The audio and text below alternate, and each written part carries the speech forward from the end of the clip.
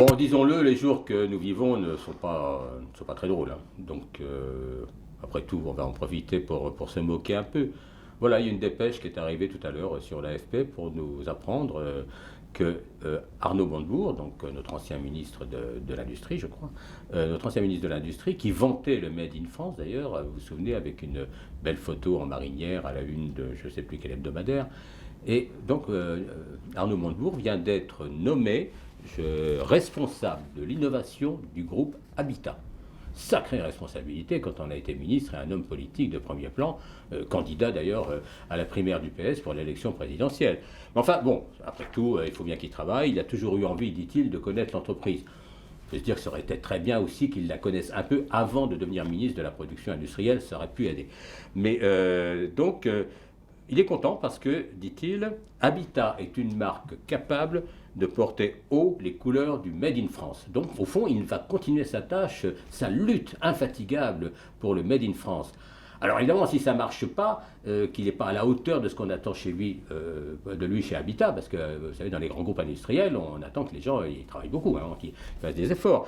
Si ça ne marche pas, ben, il pourra toujours essayer de, comment dirais-je, promouvoir le Made in France en se faisant boulanger, en vendant des baguettes de pain ou en vendant des bérets basques. Ça aussi, ça fait très français, hein. Donc voilà un programme pour Arnaud Montebourg. En revanche, s'il fait des progrès, si ça marche bien, s'il reprend pied dans la vie politique, ben, il pourra toujours être ministre, je sais pas, de l'ameublement ou du montage en film.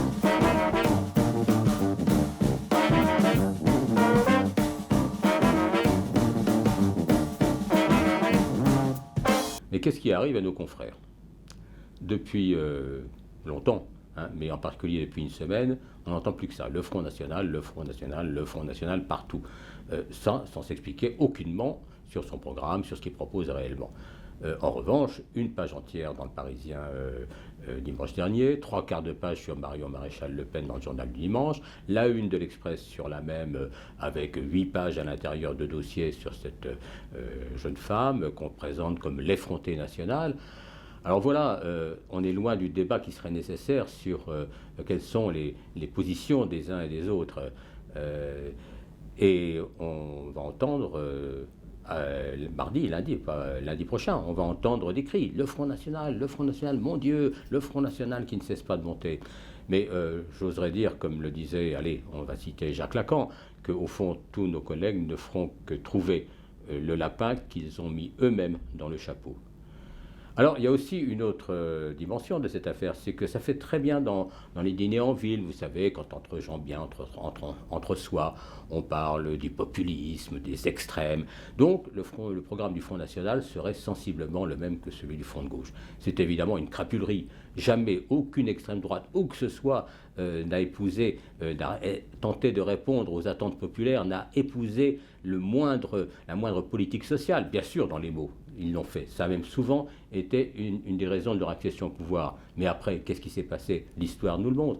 Donc, arrêtons avec ça. Mais lui, Nicolas Sarkozy, il n'arrête pas avec ça. Et ça va même plus loin, puisque, comme le programme du Front de gauche, au fond, serait assez proche de celui de Syriza, et que le programme du FN, c'est celui du Front de gauche, c'est donc aussi le programme de Syriza, d'après Nicolas Sarkozy. Et au fond, il a peur, parce qu'il ne veut pas qu'avec la montée du Front National, il arrive à la France ce qui arrive à la Grèce. Le tour de passe-passe est quand même extraordinaire. Mais il y a une autre question qu'aurait pu lui poser Gilles Boulot l'autre soir à TF1 quand Nicolas Sarkozy disait ça. Mais qu'est-ce qui arrive à la Grèce, M. Sarkozy? Est-ce qu'il arrive à la Grèce depuis l'arrivée au pouvoir de Syriza? Est-ce qu'il arrive qu'un gouvernement de droite organise la chasse aux immigrés de façon criminelle, comme a pu le faire Obnoré?